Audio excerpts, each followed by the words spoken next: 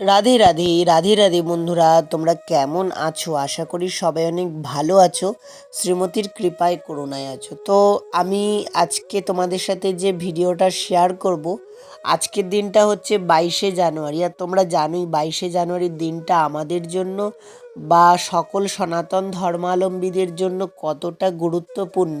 তো তোমরা তো সকলেই জানো। তো এতদিন সেই রামলালার মূর্তি প্রতিষ্ঠা হয়ে গেছে, কত দিন হলো।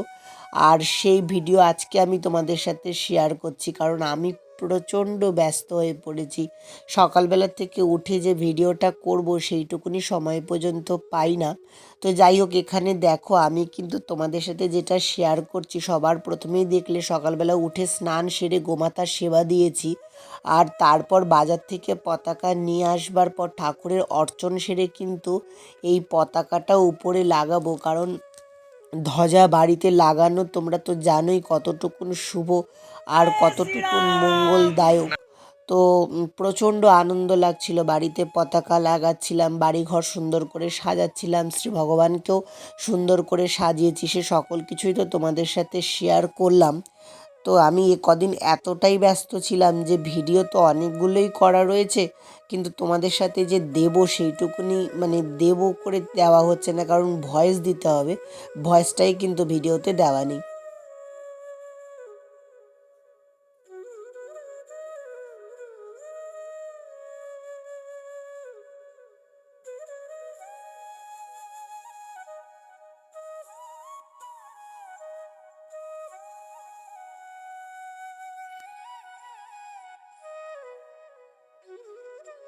আর হ্যাঁ, তোমাদেরকে অনেক অনেক অনেক অনেকগুলো সরি, কারণ আমি ভিডিও দিতে পারছি না।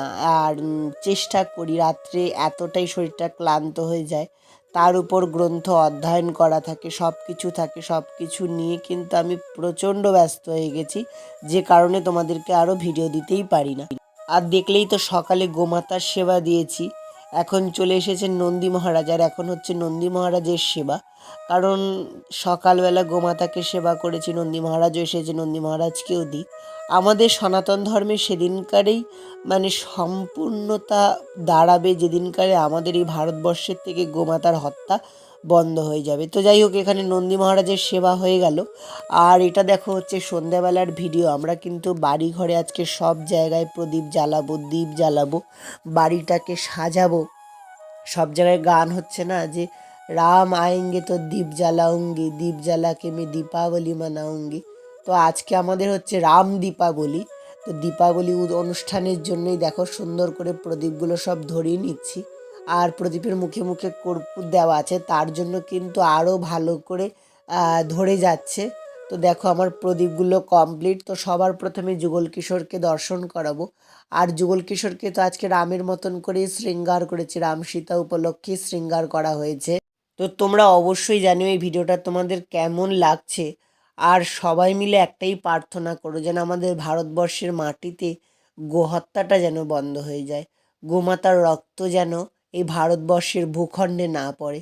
সেদিনকারই আমরা প্রকৃত দীপাবলি মানাতে পারবো, প্রকৃত আনন্দ করতে পারবো, সেদিনকারই আমাদের দ্বীপ প্রজ্বলন সার্থক হবে, যেদিনকারে গোমাতার হত্যা বন্ধ হয়ে যাবে। তো চলো, সব জায়গায় তো বাড়িতে দ্বীপ দেওয়া হয়ে গেছে, এবার ঠাকুরকে দ্বীপ দেওয়া হয়ে গেছে, চলো এবার বাড়িতে দ্বীপ দিই।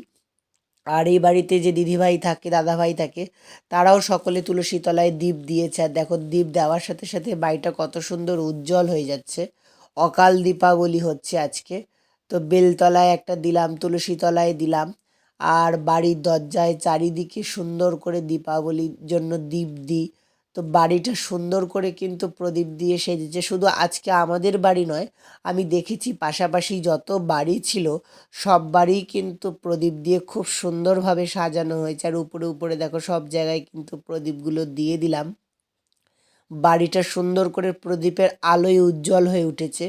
আর আমি এটাই প্রার্থনা করি, যেন আমাদের সনাতন ধর্মটাও যেন এরকম প্রদীপের শিখার মতন উজ্জ্বল হয়ে ওঠে, সব জায়গায় যেন সুস্ফুটিত যেন হয়ে ওঠে। এটাই আমার ভগবানের কাছে প্রার্থনা। সব থেকে বড় যেটা প্রার্থনা, সেটা হচ্ছে ঠাকুর যেন আমাদের এই ভারতবর্ষের ভূখণ্ডের থেকে গোহত্যাটাকে বন্ধ করে দেয়। তোমরাও সকলেই প্রার্থনা করো যেন গোহত্যা আমাদের এই ভারতবর্ষের ভূখণ্ডেতে না হয়, আমরা যেন প্রত্যেকে বাড়িতে বাড়িতে গোসেবা করতে পারি, গো পরিচালনা করতে পারি। জানি না প্রভু কবে আমাকে সেই দিন দেবে বা কৃপা করবে, আমি যাতে গোমাতা পুষতে পারি, গোমাতার সেবার করতে পারি। আর দেখো এখানে একটা ফানুস উড়িয়েছে কে বা, তো খুব সুন্দর লাগছিল, আকাশে উড়ে উড়ে যাচ্ছিল, মনে হচ্ছিল সত্যিই যেন আজকে দীপাবলি। আর বাড়ির গেটটা দেখো আমাদের কত সুন্দর লাগছিল, সব কিছুই কিন্তু প্রদীপ দিয়ে সাজানো হয়েছে প্রভু রামলালার উদ্দেশ্যে। আর রামলালার কাছে এটুকুনি প্রার্থনা, প্রভু রামলালা যেন আমাদের কথা শোনেন, তিনি যেন আমাদের মানে এই ভারতবর্ষের ভূখণ্ডের থেকে যেন গোহত্যাটাকে যেন বন্ধ করে দেয়। তো যাই হোক, এরপর কিন্তু সব জায়গায় বাতি টাতি দিয়ে এসে আমি আর সন্ধ্যা আরতি দিয়ে নিচ্ছি। তো সন্ধ্যা আরতি করে অন্যান্য কাজ আছে, সেই সকল কিছু তো তোমাদের সাথে আছে সারাদিনের ভিডিও শেয়ার করা হয়নি। তো আজকে সারাদিন একটু ব্যস্তই ছিলাম, তার মধ্যে দিয়েও তোমাদের সাথে মানে ভিডিও অল্প অল্প করে ক্লিপ করে রেখেছিলাম, সেই ক্লিপগুলোই তোমাদের সাথে আজকে আমি অ্যাড করে দিলাম। তো যাই হোক, তোমাদের এই ভিডিওটা কেমন লাগলো তা অবশ্যই কিন্তু আমাকে কমেন্ট বক্সে জানিও। আর এত দিন বাদে রামলালা উৎসবের ভিডিও দেওয়ার জন্য কিন্তু মানে অনেক অনেক দুঃখিত, অনেক অনেক তোমাদের কাছে সরি। তো তোমরা অবশ্যই আমাকে আরেকটু সাপোর্ট করো, এরপর থেকে দেখি কি হচ্ছে। চেষ্টা তো করি ভিডিও দেওয়ার, কিন্তু সময়টা পেয়ে উঠছি না, পাঠ কীর্তন পড়ে গেছে, আর পাঠ কীর্তন করে সময় পেয়ে উঠি না ঠাকুর সেবা করে যে একটু মোবাইল ঘাঁটবো।